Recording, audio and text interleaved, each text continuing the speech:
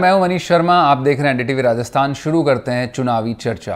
राजस्थान में इन दिनों सबकी निगाहें बीजेपी कांग्रेस की टिकटों पर टिकी हैं। एक और बीजेपी ने जब से पहली सूची जारी की है तभी से पार्टी में घमासान मचा है। सड़क से लेकर बीजेपी मुख्यालय तक हंगामा बरपा है। दूसरी ओर अपनी घोषणाओं के आश्रय सत्ता रिपीट का दावा करने वाली कांग्रेस पहली सूची तक घोषित नहीं कर पाई है। सीएम अशोक गहलोत ने आलाकमान से 100 दिन पहले टिकट देने की मांग की थी, फिर सितंबर में सूची लाने का ऐलान हुआ, पर अब ऐसा कुछ नहीं हो पाया। और अब खुद गहलोत कह रहे हैं कि फिलहाल मंथन चल रहा है, 18 अक्टूबर को टिकट आ सकते हैं।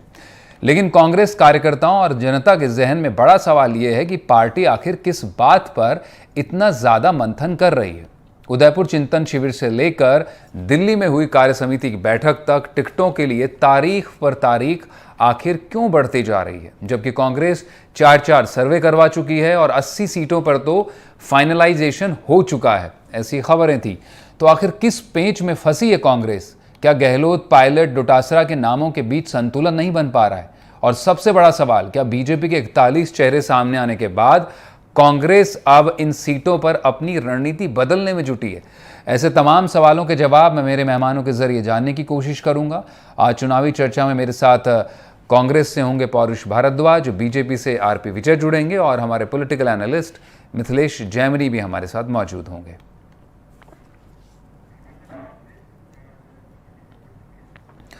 और पौरुष और आरपी विजय दोनों मेरे साथ इस वक्त मौजूद हैं। मैं उनका रुख करना चाहूंगा।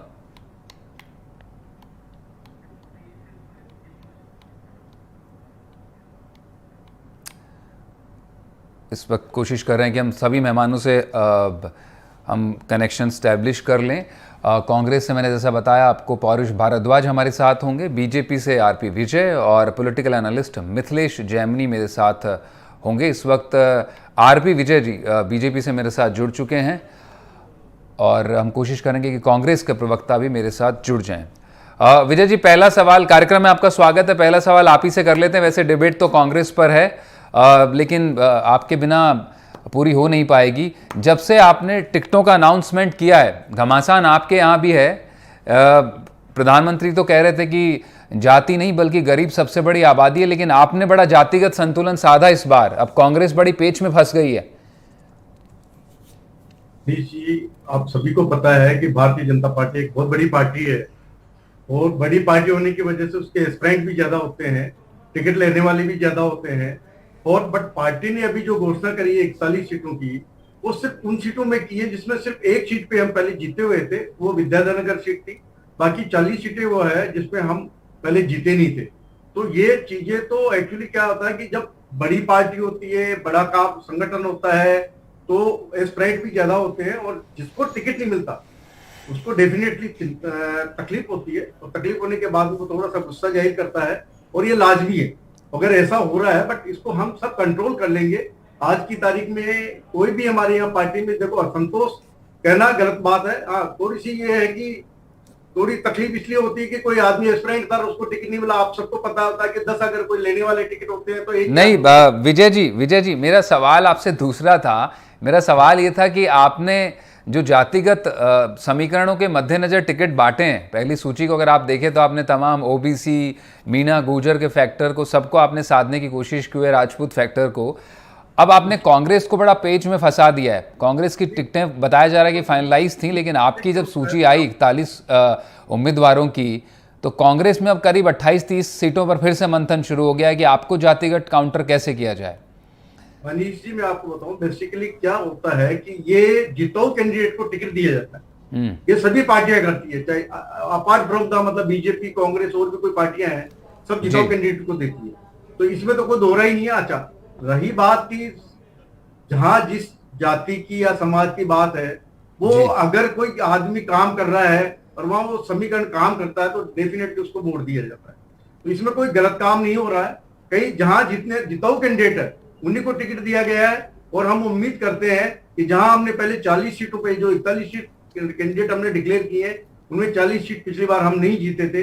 इन 41 में से 40 सीटें हुआ है सिर्फ विद्याधर नगर को छोड़ के। तो जाति के समीकरण या धर्म के समीकरण नहीं है, सिर्फ जिताऊ कैंडिडेट कौन हो सकता है। इस बार आपने देखा होगा कि 6 कैंडिडेट हमारे सांसद हैं तो उन सांसदों को टिकट देने के पीछे भी कहानी है कि वो जिताऊ कैंडिडेट होना चाहिए। कैसे भी हमको ये नहीं करना, हमको एक बार जीत करके हमारे को ये जो कुशासन चल रहा है इस समय राजस्थान के अंदर कांग्रेस का, उसको तोड़ करके हमको सत्ता में आना है। जी क्योंकि जी जब तक हम सत्ता में नहीं आएंगे, जो जी जी विजय जी लौटेंगे आपके पास, लौटेंगे आपके पास। हालांकि इसी बीच मेरे साथ कांग्रेस से पौरुष भी जुड़ चुके हैं और हमारे पॉलिटिकल एक्सपर्ट मिथिलेश जैमिनी भी मेरे साथ मौजूद हैं।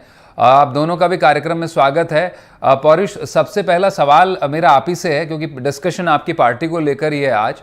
राजस्थान में कांग्रेस पहले तो हर बार हर कदम में आगे दिख रही थी। जुलाई अगस्त में बात ये भी चल रही थी कि कर्नाटक की तर्ज पर चुनाव लड़ने वाले हैं।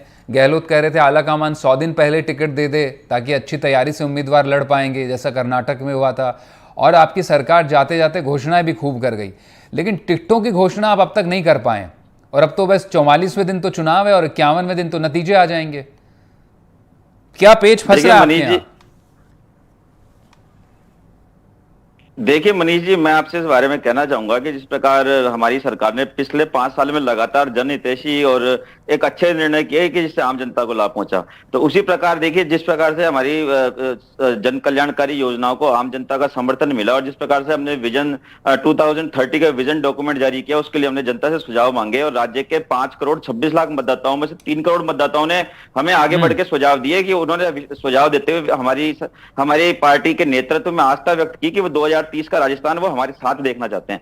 तो देखिए उसी संदर्भ में हमारी जो है जनता की अपेक्षाओं को देखते हुए हमारी भी जिम्मेदारी बढ़ जाती है कि हम जनता की आशाओं के अनुरूप न सिर्फ योजनाएं दें बल्कि एक अच्छे प्रत्याशी भी दें। और जिस प्रकार से जनता का हमें लगातार समर्थन मिला और जो तमाम सर्वे हमारी जीत को बता रहे थे, तो उस प्रकार से जो टिकटार्थियों की संख्या है हमारे यहाँ वो भी निश्चित तौर पर बढ़ी है और है ना बहुत से आवेदन हमें टिकटार्थियों के मिले। तो उस अनुरूप जो हमारी पहले वाली घोषणा थी कि हम जल्दी टिकट की घोषणा करेंगे, तो टिकटार्थियों की बढ़ती हुई संख्या को देख करके बेहतरीन प्रत्याशी तो हालांकि हम हमेशा देते हैं, परंतु बेहतरीन से बेहतरीन प्रत्याशी का चयन हमारे द्वारा किया जा रहा है, हमारी पार्टी के द्वारा। और उसमें आपको पता है कि तमाम नहीं तो लेकिन ये जाहिर तौर पर आप बेहतरीन प्रत्याशी का चयन करने में जुटे हैं, लेकिन पहले अगस्त से बात चली, बात फिर सितंबर तक आ गई, अब मिड अक्टूबर के आसपास आ गई, उससे भी ज्यादा अब 18 तारीख की बात चल रही है ना। और अलग अलग कारण गिनाए गए और तमाम बड़े नेता बोल चुके हैं कि अब चाहे सुखजिंदर रंधावा हो, चाहे केसी वेणुगोपाल हो, चाहे खुद अशोक गहलोत हो, चाहे आपके आला कमान हो, लेकिन आप जो है आप बता रहे हैं कि हमने काफ़ी सर्वे कर लिए हैं। तो इतने सारे सर्वे करने के बाद तो नाम तय हो जाने चाहिए थे।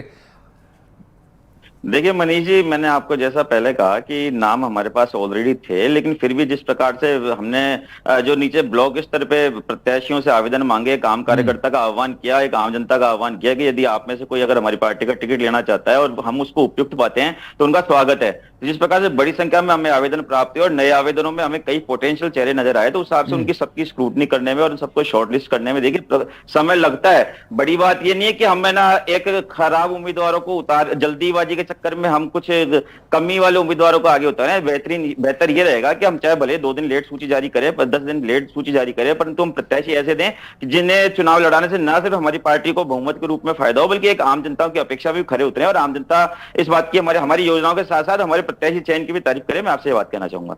नहीं, फिलहाल तो जो है उसमें ज़्यादा भ्रम की स्थिति ज़्यादा दिखाई पड़ रही, क्योंकि आपके यहाँ पर जिस तरह से आपने बताया कि सीधे हम कस्बे ज़िले से आपने फीडबैक लिया, वहाँ से प्रत्याशियों के नाम लिए, सर्वे आप करा चुके हैं, है ना, उनका एनालिसिस आपके खुद के पार्टी के नेता दबे छिपे कह रहे हैं कि नाम जो है तय नहीं हो पा रहा है। एंटी इनकम्बेंसी जो विधायकों को लेकर है उसको आप सही से टो नहीं ले पा रहे हैं, उसका आकलन आप ढंग से नहीं कर पा रहे हैं। आप बने रहिएगा, मैं मिथिलेश जी का रुख कर लेता हूँ।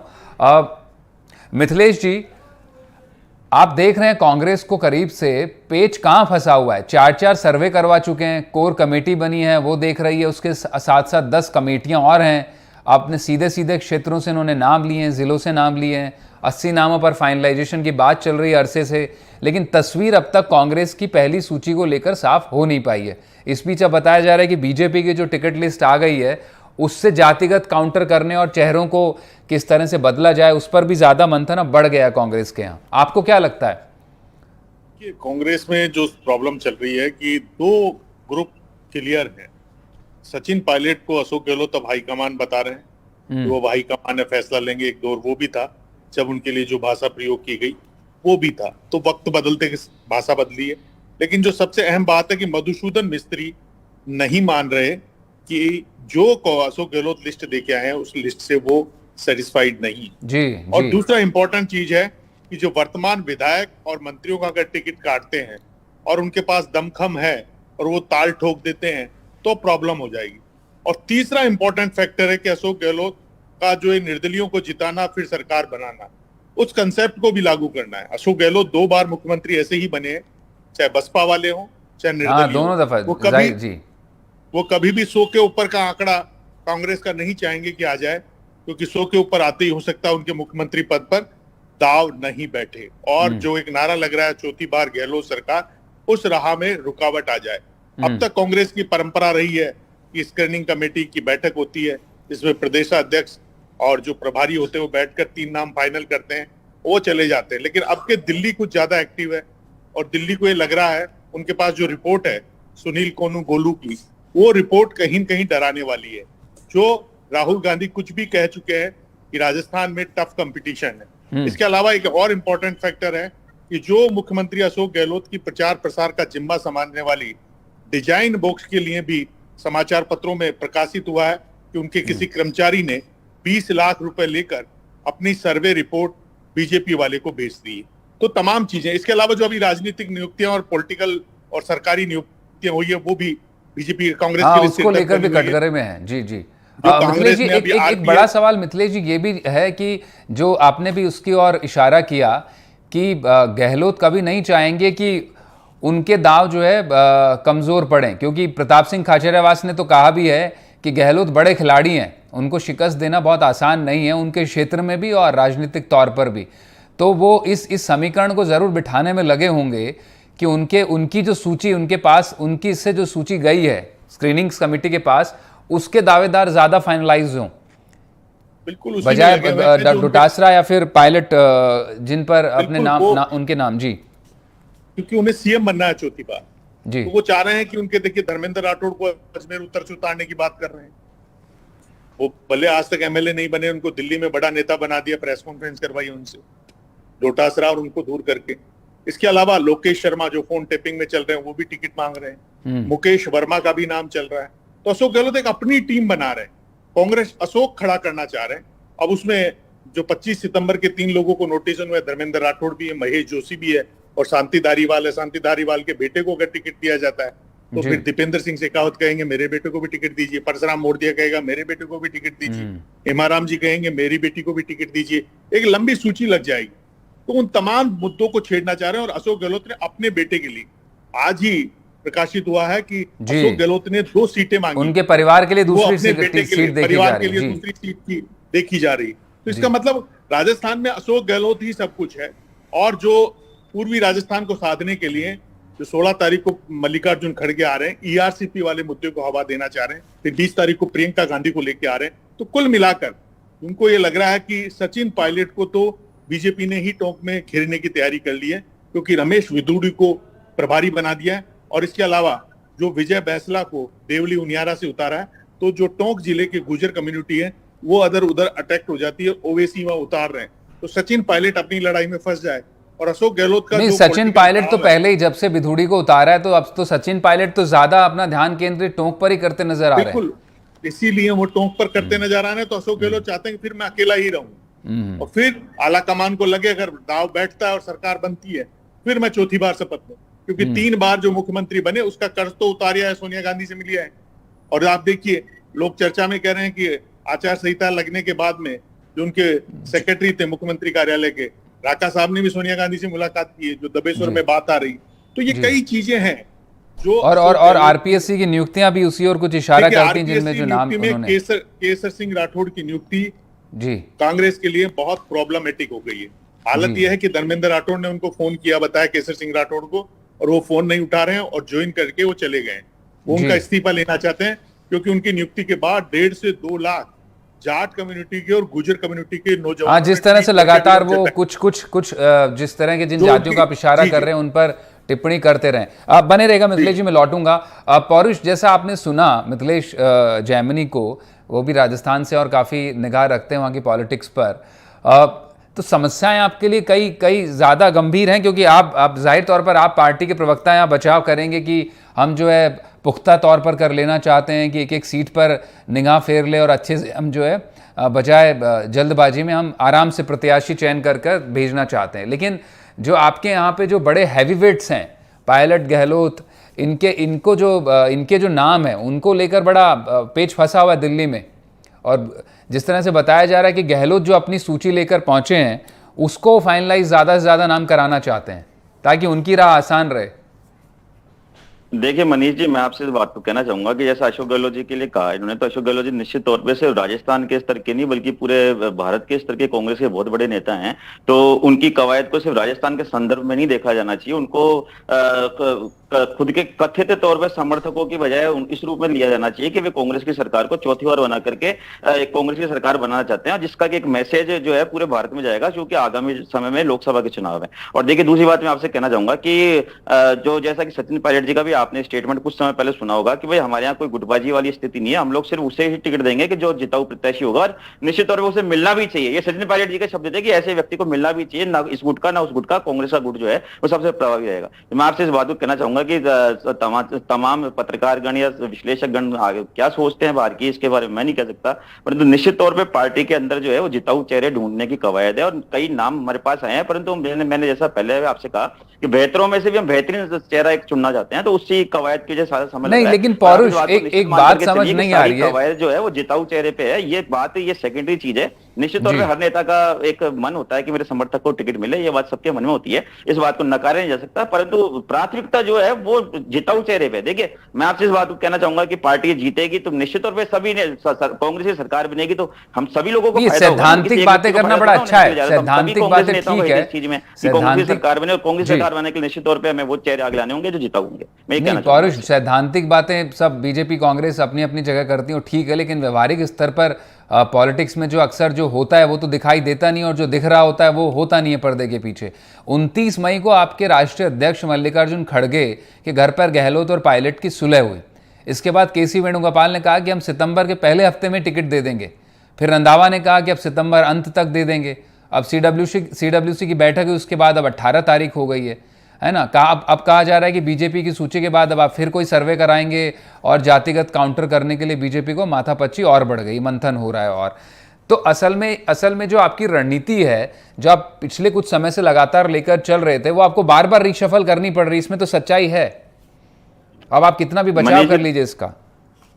मनीष जी देखिए, क्या आप ऐसे मंजर हमारी पार्टी में भी देखना चाहते हैं कि जैसे भारतीय जनता पार्टी में हुए कि इन्होंने जल्दबाजी में इन्होंने प्रत्याशी घोषित किया, तो अपनी पूरी तैयारी के साथ उन्होंने अनाउंस किए, बता रहे हैं। ये हुई कि इनको जो है प्रत्याशी नहीं मिले, इनको सांसदों को ये सोच कर उतारना पड़ा कि भाई सांसद एक पूरे जिले का या पूरे लोकसभा क्षेत्र का होता है, और जब वो खुद एक अपने, आप देखिए हमारे राजस्थान में एक लोकसभा क्षेत्र में 8 विधायक की सीटें आती है, तो आप समझिए कि आपने उसका एक व्यक्ति का डिमोशन करके उसको अपने से जस्ट 8। नहीं, आप अपनी बात कीजिए ना, अपनी बात कीजिए। मैंने जो सवाल पूछा उस पर जवाब दीजिए ना पौरुष। मैं बीजेपी के प्रवक्ता से ले लूंगा जवाब बीजेपी पर। आप अपनी बात कीजिए ना। मैंने आपको जो बताया कि 29 मई को सुलह हुई पायलट से और गहलोत के बीच, मल्लिकार्जुन खड़गे के घर पर दोनों मिले।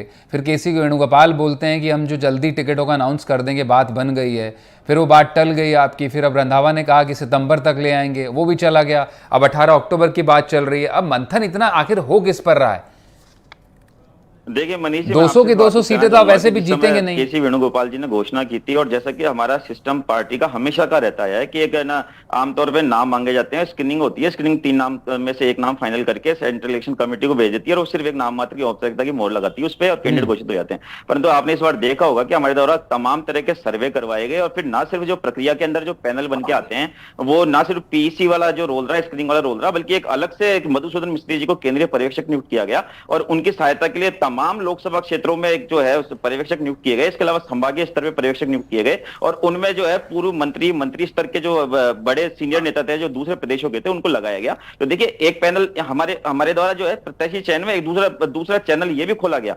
इसके अलावा और भी तमाम तरह के गुप्त चैनल हैं। तो देखिए वो सब, मैंने आपसे जैसा कि पहले कहा कि हमें अच्छा प्रत्याशी चुनना है, तो हमारे लिए महत्वपूर्ण ये नहीं है कि हम सूची कितनी जल्दी जारी करें, बल्कि हमारे लिए महत्वपूर्ण है कि सूची हमारी भले 2 दिन लेट हो जाए, लेकिन निश्चित तौर पर एक ऐसे प्रत्याशी चुन करके आए कि जिनसे ना सिर्फ पार्टी को विजय भेजा। नहीं, लेकिन आप प्रत्याशी, जनता आप भी उस चीज की तारीफ करे और जनता उनका पौरुष, हमारी इस कदम को सराहे। मैं आपसे बात करना पौरुष, आप प्रत्याशी पुख्ता ऐसे कैसे चयनित कर लेंगे जब मधुसूदन मिस्त्री की अलग लिस्ट होगी, पायलट की और डोटासरा के नाम अलग हैं, गहलोत अपने नाम लेकर चलना चाह रहे हैं, जो स्क्रीनिंग कमेटी की आप बात कर रहे हैं, ठीक है, कि वो फाइनलाइज करने वाली थी और आपके नेताओं के साथ बैठ करके उस पर बड़ा सवाल खड़े हो रहे हैं। मैं लौटूंगा आपके पास, विजय जी को भी ले लेते हैं चर्चा में, हालांकि बात कांग्रेस के इर्द गिर्द ही है। विजय साहब, आपने सुना किस तरह से पौरुष कह रहे हैं कांग्रेस के प्रवक्ता कि बीजेपी ने बड़ा जल्दबाजी कर दी, हम तो उस तरह से नहीं करना चाहते, कि अब आपके यहाँ हंगामा मचा हुआ है। जी, सबको पता है, इन्होंने कहा था कि 100 दिन पहले हम नाम तय करेंगे, सितंबर में हम नाम तय कर देंगे। दूसरा हफ्ता चल रहा है अक्टूबर का, और अभी गहलोत जी का कल बयान आया है कि 18 तारीख को ये करने जा रहे हैं। हमने कहा कि जल्दबाजी कर दी, हम करेंगे जल्दबाजी तो हम तो करेंगे ही। अगर हमारे को जो लिस्ट लानी है, तरीके से लानी है, तो उसमें कोई मंथन भी हो सकता है, कोई चेंजेस भी हो सकता है, कोई चीज भी हो सकती है, कोई बात भी हो सकती है, तो टाइम से आना जरूरी है। बट ये जो कह रहे थे पहले कि 100 दिन पहले हम लिस्ट लेके आएंगे, वो 100 दिन पहले तो छोड़ो, अभी तो इनका पता ही नहीं रखता कोई 30 दिन पहले भी आएगी कि नहीं आएगी। इसलिए मैं ये कह रहा हूं कि इनको पुरुष भारद्वाज जी, इनकी आवाज एक तो मेरे पास नहीं आ रही है, बिल्कुल भी नहीं आ रही है। ये इन्होंने क्या बोला, क्या जवाब दिया, मुझे पता नहीं है। मिथिलेश जी की फिर भी मेरे पास आवाज आ रही थी, इसलिए मैं कोई कमेंट करने की पोजीशन में नहीं हूं। बट भारतीय जनता पार्टी एक जीती हुई पार्टी है, आने वाला इलेक्शन 100% भारतीय जनता पार्टी जीतने वाली है, इसमें कोई दो राय नहीं है। हमारे अशोक गहलोत जी, हमारे जो वर्तमान में चीफ मिनिस्टर है, वो तो हार मान चुके। उन्होंने तो पहले कह दिया, मोदी जी से रिक्वेस्ट कर दी कि अगर आपकी सरकार आती है तो हमारी जो नीतियां हैं, जो हमारी घोषणाएं करी है, उनमें कोई आमूल चूल परिवर्तन मत कर देना आप। तो इसका मतलब वो तो सत्ता से पहले ही अपने आप को दूर मान चुके हैं। तो भारतीय जनता पार्टी तो जीती हुई है, जीते हुए आदमी ने, हमने पहले जो लिस्ट जारी करी है, ठीक है, तकलीफ हो रही है। 29 सीटों पे आप बता रहे हैं, आपके विश्लेषण के हिसाब से कि 29 सीटों पे इनको तकलीफ आ रही है भारतीय जनता पार्टी। हाँ, वो आपके जातिगत काउंटर करने की बात है जी। अब समय कम है मिथिलेश जी, जाते जाते 20 सेकंड में आपसे जवाब चाहूंगा। मिथिलेश जी, खाचरियावास कह रहे हैं कि गहलोत बड़े खिलाड़ी, उनको मात देना किसी के वश का नहीं है, तो क्या आला कमान भी मुश्किल पा रहा है उनसे निपटने में? देखिए, निश्चित रूप से जो गहलोत जी हैं वो सियासत के बड़े जादूगर हैं। विजय जी, मैंने मिथिलेश जी से पूछा है जी। जो खाचरियावास का जो बयान है वो यही है कि खाचरियावास अब पूरी तरह पायलट खेमा छोड़कर गहलोत खेमे में शामिल हो चुके हैं। परिवहन घोटाले, एसीबी घोटाले की जांच चल रही है उसके बाद से। अब वो यही चाहते हैं कि सचिन पायलट का नहीं, मैं मिथिलेश जी जो आला कमान की बात कर रहा हूं, मैं क्या गहलोत से निपटने में आला कमान को वाकई जिस तरह से पहले भी एक उन्होंने सारे विधायक उसके सामने खड़े कर दिए थे जी। 25 सितंबर के बाद से आला कमान हाशिए पर है। अशोक गहलोत ने माफी मांग ली हो भले, लेकिन ईमानदारी की बात यह है कि पूरी तरह से अशोक गहलोत के सामने नतमस्तक स्थिति में है और अशोक गहलोत ही हाईकमान है। और आज नहीं तो कल अशोक गहलोत इस बात पर अड़े हुए हैं कि वो फ्री हैंड हो और वो कहें कि मैं ही चुनाव लड़ूंगा, मेरे लोग ही चुनाव लड़ेंगे, मैं ही जीत जाऊंगा। भले वो बात जो है आला कमान की बात कह रहे हो कि सचिन पायलट आला कमान है, लेकिन वो सियासी तंज जरूर कसते हैं। वो सियासी तंज कसते हैं। अशोक गहलोत जो बोलते हैं उसमें वो खुद ही कहते हैं कि मैं जो बोलता हूँ उसके मायने होते हैं। वो हमेशा कहते हैं उनके मायने होते हैं, तो उनके हर चीज का मायना है। बहुत शुक्रिया मिथिलेश जी आपका, आरपी विजय जी आपका शुक्रिया, पौरुष आपका भी शुक्रिया। तो चुनावी चर्चा में बस इतना ही। बाकी तमाम खबरों के लिए आप जुड़े रहिए एनडीटीवी राजस्थान के साथ। नमस्कार।